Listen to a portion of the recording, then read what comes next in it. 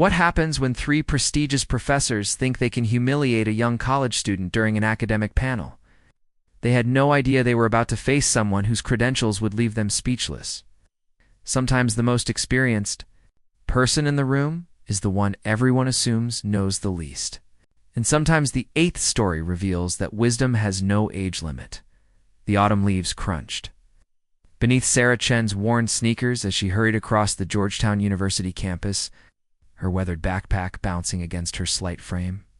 At 19, Sarah looked like any other sophomore rushing to make it to class on time, but appearances could be deceiving.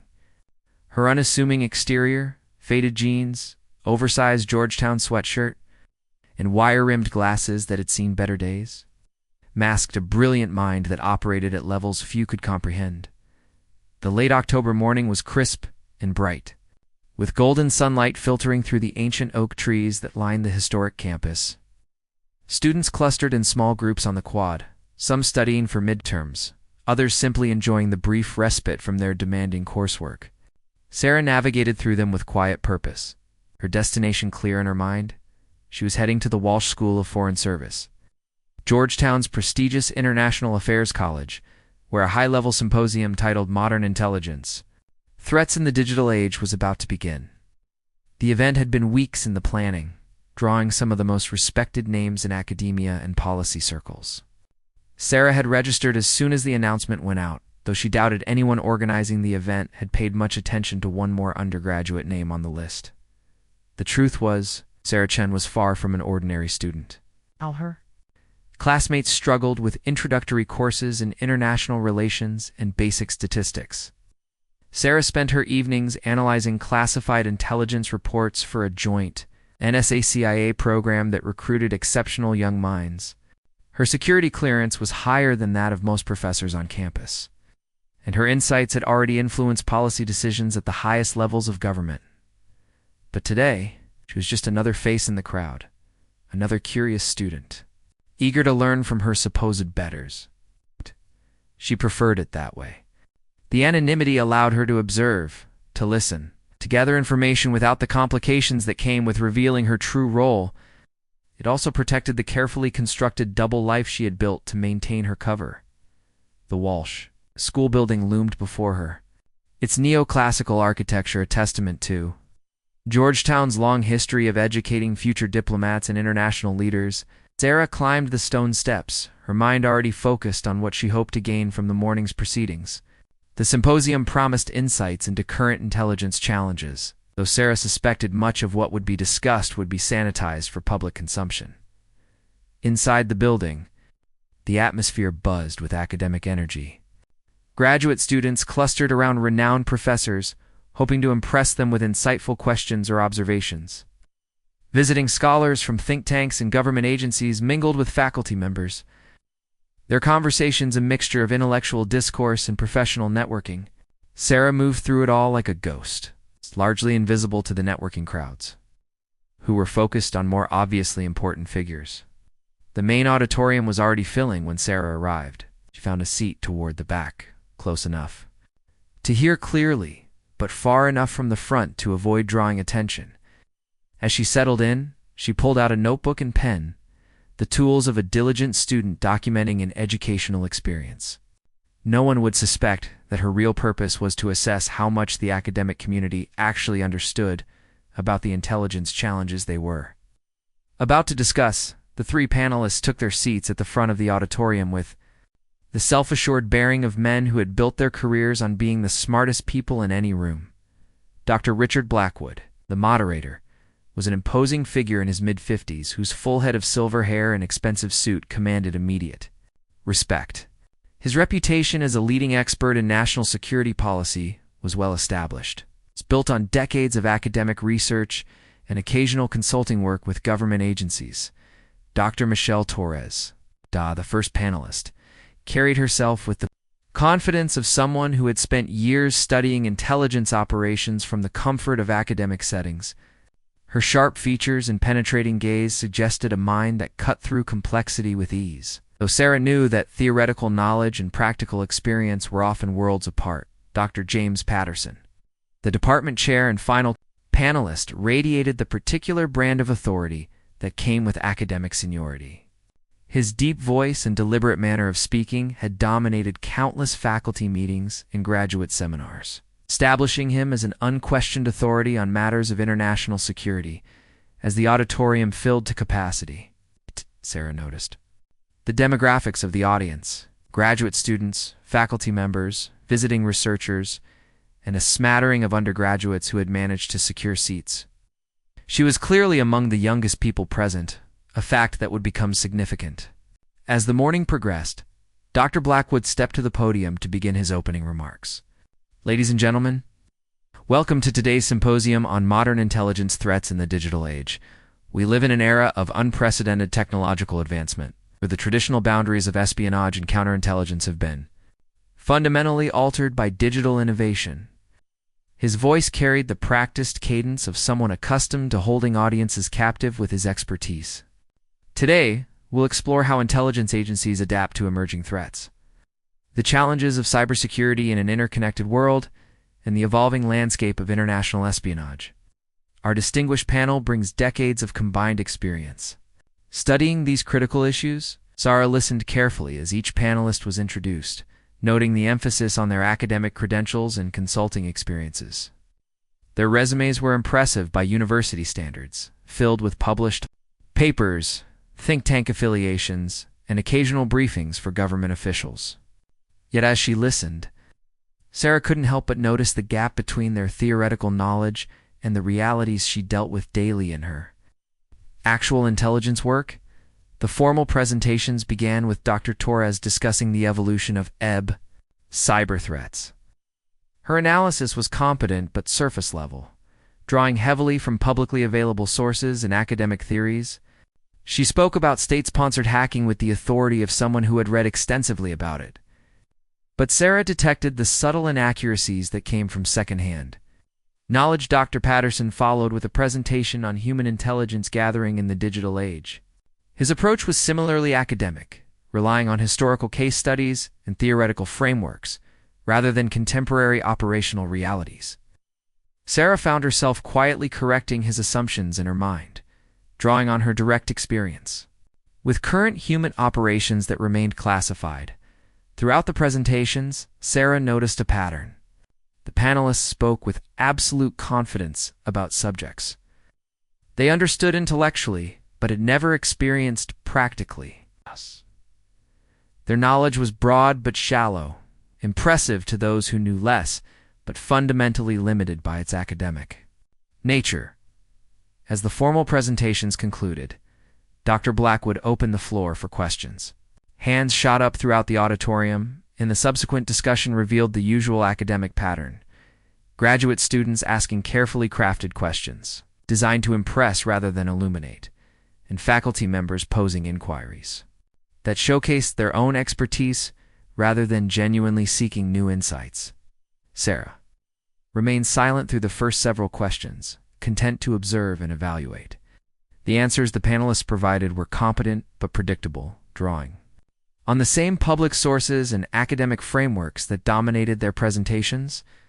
Nothing they said challenged her understanding or offered genuinely new perspectives on the intelligence challenges she faced daily. It was when Dr. Torres began discussing the limitations of signals intelligence that Sarah felt compelled to speak. The professor was making fundamental errors about how SIGINT actually operated, errors that would have been laughable to anyone with practical experience in the field. Her description of data collection methodologies was not just outdated, but fundamentally wrong in ways that suggested a complete misunderstanding of current capabilities. Sarah raised her hand tentatively, her movements small and uncertain compared to the confident gestures of the graduate students around her. Dr. Blackwood noticed her after several moments, his eyes settling on her with mild surprise. In a room full of advanced degree candidates and faculty members, her presence as an obvious undergraduate was notable. "Yes, you have a question?" Dr. Blackwood asked, his tone carrying a subtle condescension that suggested he expected a basic inquiry from someone clearly out of her depth. Sarah stood slowly, her voice steady, despite the attention now focused on her. "I wanted to ask about the SIGINT limitations you mentioned. Dr. Torres, your description of collection methodologies seems to suggest that agencies are still primarily relying on traditional intercept technologies.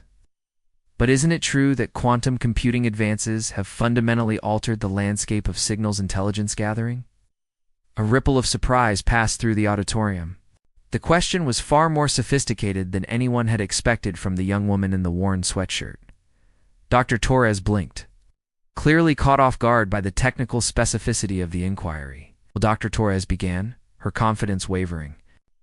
Slightly, quantum computing is certainly an emerging factor, but its practical applications in intelligence gathering remain largely theoretical at this point. Sarah remained standing, her expression polite but persistent. Actually, there have been significant operational implementations over the past 18 months. The NSA's quantum resistance protocols alone represent a massive shift in how they approach encrypted communications. Are you familiar with the recent developments in post-quantum cryptography and their impact on current collection capabilities? The silence in the auditorium was profound. Graduate students turned to stare at the undergraduate who was casually discussing classified level information with the ease of someone intimately familiar with the subject. Dr. Torres's face flushed slightly as she realized she was being challenged by someone who clearly knew far more about the topic than she did. Dr. Blackwood intervened, his voice carrying an edge of irritation. "Miss, I think you might be confusing theoretical possibilities with operational realities. These are complex matters that require years of study and experience to fully understand." Sarah nodded respectfully, but didn't back down. "I understand they're complex, sir. That's why I'm curious about the panel's assessment of how these developments are affecting current counterintelligence operations, particularly given the challenges agencies face when traditional human sources encounter quantum encrypted communications. Networks." Dr. Patterson leaned forward, his expression darkening with annoyance. "Young lady, I think you're getting ahead of yourself. These aren't matters for undergraduate speculation. Perhaps you should focus on your introductory coursework before attempting to engage with advanced intelligence concepts." A murmur of agreement rippled through parts of the audience. Several faculty members nodded approvingly at Patterson's gentle but firm rebuke of the presumptuous student. The social dynamics were clear. An undergraduate had overstepped her bounds by challenging her academic superiors. An order needed to be restored. But Sarah remained calm, her voice unchanged. "I appreciate that perspective, Dr. Patterson. I was just hoping to understand how your theoretical frameworks account for the practical realities that intelligence professionals face daily. For instance, your presentation on humans suggested that human intelligence gathering remains fundamentally unchanged by digital evolution. But that doesn't align with how contemporary operations actually function." The word actually hung in the air like a challenge. Sarah wasn't speculating or theorizing. She was speaking from direct knowledge. The implication was clear to anyone paying attention, though most in the audience interpreted it as undergraduate arrogance rather than professional expertise. Dr. Blackwood's patience was wearing thin. "I think we need to remember that academic discussion requires a certain level of preparation and expertise. While enthusiasm for these subjects is commendable, there's a difference between undergraduate curiosity and professional understanding." His words carried the unmistakable tone of an authority figure putting an upstart in her place. Around the auditorium, heads nodded in agreement. The natural order was being restored, experienced professors educating an overedger student about the boundaries of appropriate academic discourse. But Sarah wasn't finished. "I understand that, sir. I was just wondering if any of the panelists have had direct experience with current intelligence operations, because some of the operational details discussed today don't match contemporary practices." The question hit like a bombshell. Sarah had just politely suggested that 3 of Georgetown's most respected intelligence experts were fundamentally wrong about subjects they claimed to have mastered. The audacity of the challenge left the audience stunned. Dr. Torres recovered first, her voice sharp with indignation. "I think your tone is inappropriate for an academic setting. We're here to share expert knowledge, not to be questioned by students who haven't even completed their undergraduate education." Dr. Patterson joined in, his voice rising with anger. "This is exactly the kind of disrespectful behavior that undermines serious academic discourse. You clearly don't understand the difference between reading Wikipedia articles and actual expertise." Attack was personal now, designed to humiliate Sarah and reassert the professor's authority. Several audience members shifted uncomfortably as the atmosphere in the auditorium turned hostile. What had begun as an academic discussion was becoming a public dressing down of a student who had dared to challenge her betters. Sarah absorbed the criticism with remarkable composure, her expression remaining calm despite the escalating aggression directed at her. She had faced far more intense pressure in intelligence briefings with hostile foreign assets than 3 angry professors could generate. "I apologize if my questions seemed inappropriate," she said quietly. "I was genuinely trying to understand how academic research translates to operational reality. Perhaps I could share some additional context that might be helpful." Dr. Blackwood cut her off with a sharp gesture. "I think we've heard enough speculation for one morning. This is a professional symposium, not an undergraduate forum for uninformed opinions." The dismissal was brutal and final around the auditorium. Audience members began to whisper among themselves about the arrogant student who had disrupted the symposium with inappropriate questions. The professors had successfully reframed the challenge to their expertise as student misconduct, protecting their reputations while marginalizing the source of uncomfortable questions. But Sarah wasn't done. She reached into her backpack with deliberate calm, pulling out a slim leather wallet that looked entirely ordinary, with the same quiet confidence she had displayed throughout the exchange. She opened it and held it up so the 3 professors could see its contents. The reaction was immediate and devastating. Dr. Blackwood's confident expression crumbled into shock as he stared at the federal credentials in Sarah's hand. Dr. Torres went pale, her mouth opening slightly in disbelief. Dr. Patterson leaned forward, squinting as if he couldn't believe what he was seeing. The badge was unmistakable. Sarah Chen, Intelligence Analyst, National Security Agency. Below it, a series of clearance indicators that placed her security authorization far above anything the 3 professors had ever achieved. The photograph showed the same young woman who had been dismissed as an overconfident undergraduate. But the credentials identified her as a legitimate federal intelligence professional. "I should have mentioned earlier," Sarah said quietly, her voice carrying across the now silent auditorium, "I work for the NSA's Advanced Analytics Division. I've been an operational intelligence analyst for 2 years while completing my undergraduate degree. The quantum computing developments I mentioned aren't theoretical. They're part of my daily work environment." The silence that followed was absolute. Every person in the auditorium stared at the young woman who had just revealed herself to be not an overconfident student, but a federal intelligence professional whose expertise far exceeded that of the professors who had been lecturing her about intelligence matters. Dr. Blackwood was the first to find his voice, though it came out as barely a whisper. That's not possible. You're just a student." Sarah returned the credentials to her backpack with the same calm precision she had displayed throughout the exchange. "I am a student," she agreed. "I'm also an intelligence analyst. The 2 aren't mutually exclusive. The federal government has several programs for recruiting exceptional students directly into operational roles." Dr. Torres struggled to process what she had just witnessed. "But you're so young. How could you have the experience, too? ... "Age and experience aren't always correlated," Sarah replied gently. "Intelligence work often benefits from fresh perspectives and technological fluency. The questions I asked today came from direct operational experience with the systems and challenges you were discussing." The transformation in the auditorium was remarkable. The same audience that had sided with the professors against an upstart student now stared at Sarah with a mixture of awe and embarrassment. The power dynamics had shifted completely, revealing that the person they had dismissed as ignorant was actually the most qualified individual in the room, too. "Discuss intelligence." "Matt," Dr. Patterson made a desperate attempt to recover. "Well, of course, we appreciate the perspective of operational personnel.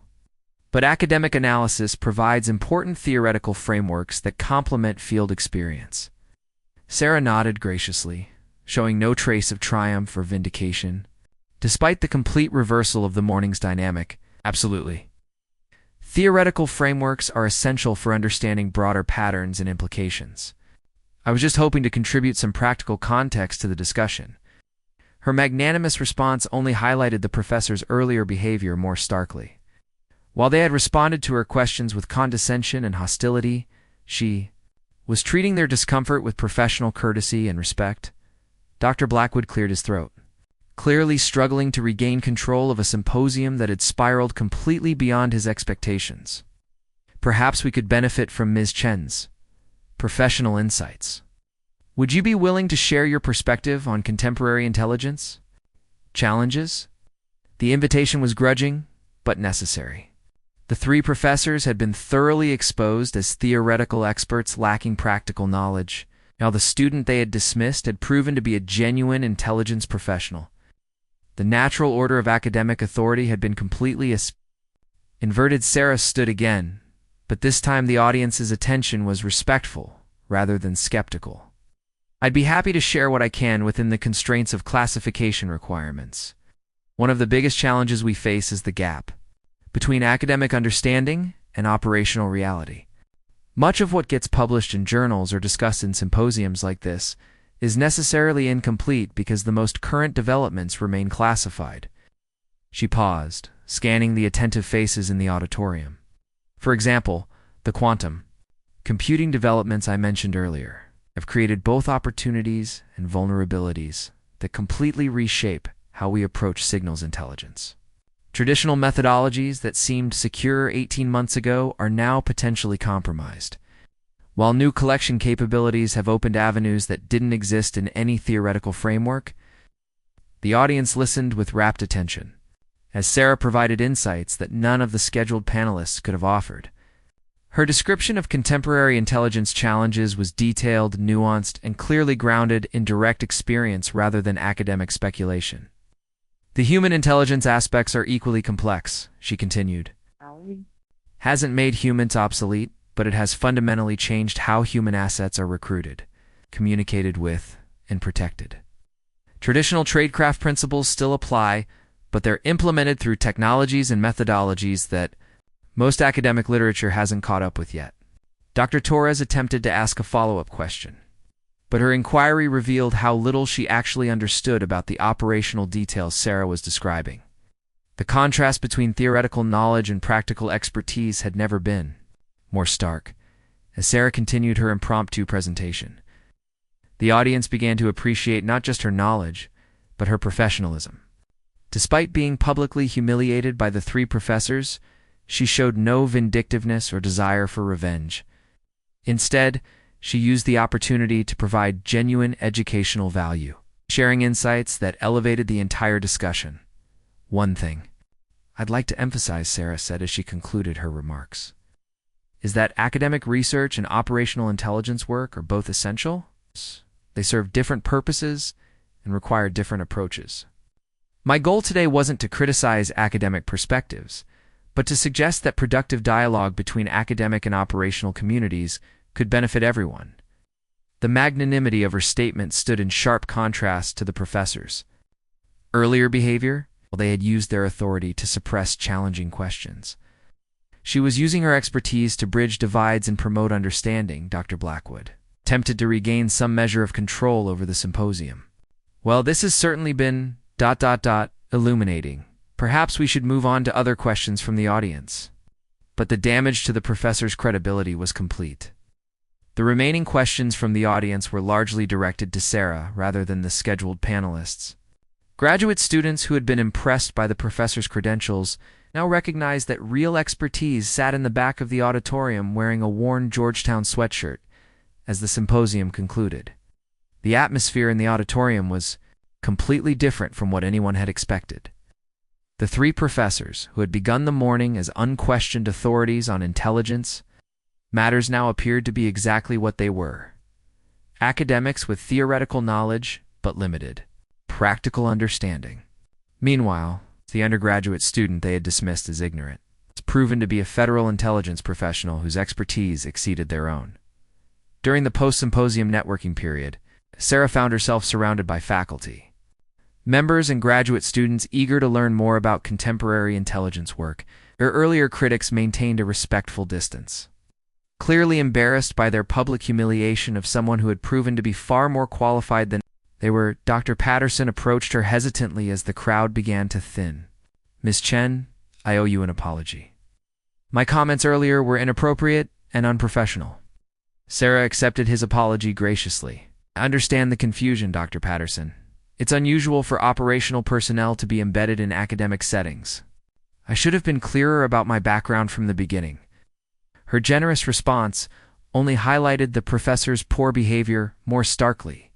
While they had responded to perceived challenges with hostility and condescension, she was meeting genuine apologies with professional courtesy and understanding.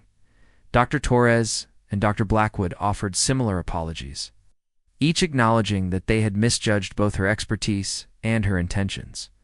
Sarah accepted each apology with the same grace, neither gloating over her vindication nor holding grudges against those who had attacked her. As the auditorium emptied, Sarah packed her notebook and pen back into her weathered backpack. Too casual. Observers, she looked exactly as she had that morning, a young college student heading back to class. But everyone who had witnessed the morning's events would never again make assumptions about expertise based on age or appearance. The eighth story had been revealed, and with it, a profound lesson about the nature of knowledge and authority. The most qualified person in the room had been dismissed as ignorant because she didn't fit conventional expectations of what expertise looked like. Age, appearance, and academic credentials had proved to be poor indicators of actual knowledge and capability. As Sarah walked back across the Georgetown campus, she reflected on the morning's events. She had never intended to humiliate the professors or to make herself the center of attention. Her questions had been genuinely motivated by curiosity about how academic research related to operational realities. The professor's hostile response had forced her to reveal credentials she preferred to keep private. The experience reinforced something Sarah had learned early in her intelligence career. Assumptions were dangerous. Whether in academic settings or operational environments, the moment you stopped questioning, stopped listening, stopped remaining open to unexpected sources of insight, you became vulnerable to blind spots that could prove catastrophic.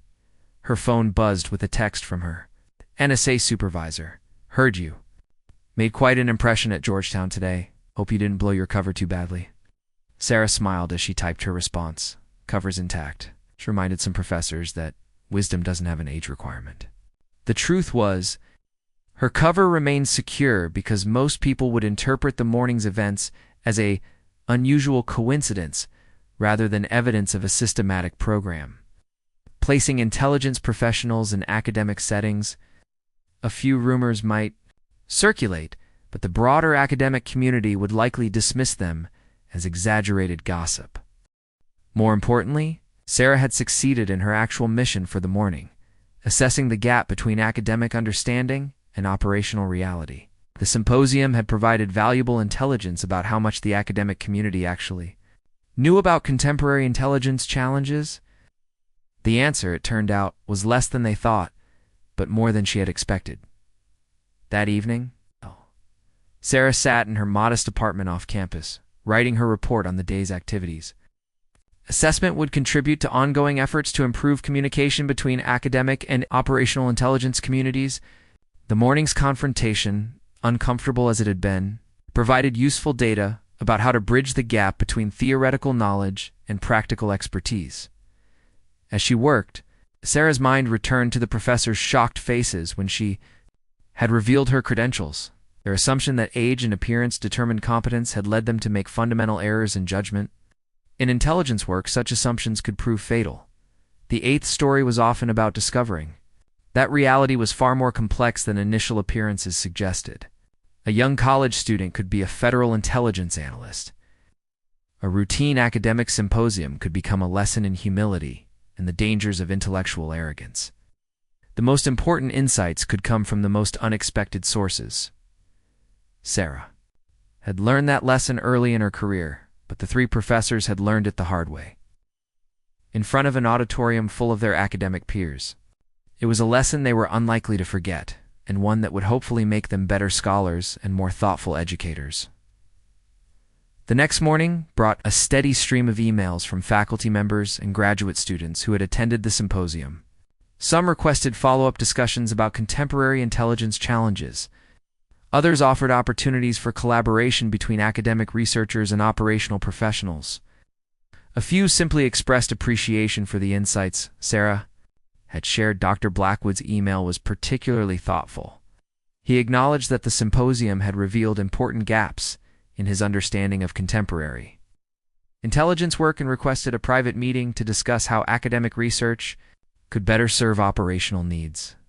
His message showed genuine intellectual curiosity rather than wounded pride, suggesting that the previous day's humiliation had prompted genuine reflection rather than defensive denial. Sarah agreed to the meeting, seeing it as an opportunity to build the kind of productive dialogue between academic and operational communities that could benefit both sides. The previous day's confrontation had been uncomfortable, but it had created possibilities for meaningful collaboration that might not have existed otherwise. The meeting took place in Dr. Blackwood's office, a book-lined sanctuary that reflected decades of academic achievement. The professor, who had been so confident and condescending the previous day, was now humble and genuinely curious about Sarah's work. "I owe you more than an apology," he began. "Yesterday exposed some fundamental assumptions I'd been making about intelligence work. I've spent years studying these subjects from an academic perspective, but I realize now how limited that perspective has been." Sarah appreciated his honesty. Academic research and operational work serve different purposes. "Dr. Blackwood, your research provides important context and historical perspective that helps operational personnel understand broader patterns, but there's definitely room for better communication between our communities." Their conversation continued for over an hour, covering everything from recruitment and training to contemporary operational challenges and emerging threats. Dr. Blackwood asked insightful questions that demonstrated genuine intellectual engagement. "Rather than defensive posturing, would you be interested in guest lecturing for some of my graduate seminars?" I asked as their meeting concluded. "I think my students would benefit enormously from operational perspectives on the subjects we study," Sarah agreed, seeing it as another opportunity to bridge the gap between academic and operational communities. The invitation represented a complete reversal from the previous day's dynamic. When she had been dismissed as an unqualified undergraduate, now she was being sought out as a subject matter expert whose insights could enhance graduate-level education. Over the following weeks, Sarah's reputation on campus evolved from that undergraduate who embarrassed some professors to the student who's actually a federal intelligence analyst. The story grew in the telling, with each retelling adding new details and embellishments. Some versions portrayed her as a CIA operative, working undercover on campus. Others suggested she was part of a secret government program recruiting college students for espionage work. The reality was both more mundane and more interesting than the rumors suggested. Sarah was indeed a federal intelligence analyst, but her work involved data analysis and threat assessment rather than the dramatic fieldwork that popular imagination associated with intelligence professionals. Her academic studies complemented her professional responsibilities, providing theoretical frameworks that enhanced her analytical capabilities. The eighth story was often about the complexity that lay beneath simple surfaces. Sarah wasn't just a student or just an intelligence analyst. She was both, in ways that challenged conventional categories and assumptions. Her presence on campus represented evolving approaches to intelligence recruitment and training that recognized the value of embedding operational personnel in academic environments. As the semester progressed, Sarah continued her dual role as student and intelligence professional. Her courses provided valuable perspectives on international relations, economics, and regional studies that enhanced her analytical work. Meanwhile, her operational experience brought practical insights to academic discussions that often lacked real-world grounding. The incident at the symposium became a case study in its own right, discussed in faculty meetings and graduate seminars as an example of how assumptions about expertise could lead to serious errors in judgment. Dr. Blackwood incorporated the experience into his teaching, using it to help students understand the importance of remaining open to unexpected sources of insight. Sarah's guest lectures became popular events, drawing audiences from across the university. Her ability to translate complex operational realities into accessible academic language made her an effective educator, while her youthful appearance and modest demeanor made her an inspiring example of how young people could contribute meaningfully to national security efforts. The three professors who had initially dismissed her became some of her strongest advocates on campus. Their public humiliation had been transformed into a learning experience that enhanced their own understanding and teaching effectiveness. Dr. Torres incorporated Sarah's insights into her cybersecurity research, while Dr. Patterson revised his human intelligence curriculum to reflect contemporary operational realities. The transformation was remarkable to observe. Professors who had been confident in their expertise discovered new humility and curiosity. Students who had accepted academic authority without question learned to evaluate ideas based on merit rather than source. The entire academic community benefited from the reminder that knowledge could come from unexpected places and that wisdom was not necessarily correlated with age or traditional credentials. As graduation approached, Sarah faced decisions about her future. The NSA wanted her to continue her analytical work full-time, possibly pursuing graduate education through agency programs. Georgetown offered her opportunities to stay on campus as a graduate student while maintaining her operational role. Paths promised meaningful contributions to national security and academic understanding. Ultimately, Sarah chose to continue the dual path that had brought her to Georgetown in the first place. Her work demonstrated that the boundaries between academic and operational communities were more porous than traditionally assumed. The most effective intelligence professionals often benefited from academic perspectives, while the most insightful academic research incorporated operational realities. The eighth story was about discovering that the most important person in the room might be the one everyone overlooked. Sarah's youth and unassuming appearance had led three distinguished professors to dismiss her insights and attack her credibility. Their assumptions about expertise based on age and academic credentials had blinded them to the genuine knowledge that sat quietly in the back of their auditorium. The incident became part of Georgetown's institutional memory, retold to new students and faculty as a reminder about the dangers of intellectual arrogance and the importance of remaining open. Two unexpected sources of wisdom. Sarah's story demonstrated that expertise could emerge from any background, and that the most valuable insights often came from those who combined different perspectives and experiences. Years later, when Dr. Blackwood would tell the story to new graduate students, he would emphasize the lesson it had taught him about assumptions and humility. The moment you think you know everything about a subject, he would say, is the moment you stop learning. That young woman taught me more about intelligence work in 5 minutes than I had learned in 5 years of academic research. The eighth story was complete, but its lessons continued to resonate. In intelligence work, as in academic research, the most dangerous assumption was that expertise looked a certain way or came from predictable sources. Sarah Chen had embodied the reminder that wisdom could emerge from anywhere, challenging those around her to question their assumptions and remain open to unexpected insights. Thank you for joining us on this remarkable journey of discovery and the power of expertise beyond expectations. We've witnessed how intellectual arrogance crumbled before the quiet confidence of someone whose knowledge ran deeper than anyone imagined. Sarah Chen's story reminds us that wisdom has no age limit and that the most qualified person in the room might be the one everyone assumes knows the least. If this story moved you, take a moment to consider the assumptions we all make about expertise and authority. How often do we dismiss insights because they come from unexpected sources? How many opportunities for learning do we miss because we judge knowledge by its packaging rather than its content?